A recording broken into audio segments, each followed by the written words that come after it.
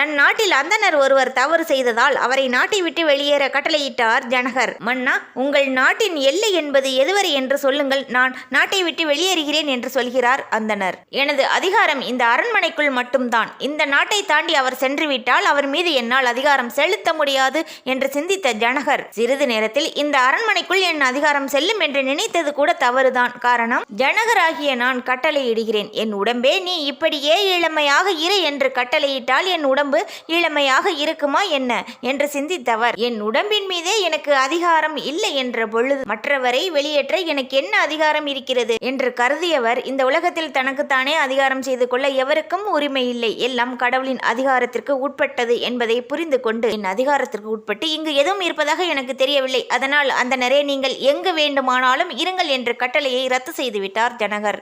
தர்மதேவனாக மாறிய அந்தணர் உன்னை சோதிக்கவே வந்ததாக சொல்லி வாழ்த்திவிட்டு செல்கிறார்.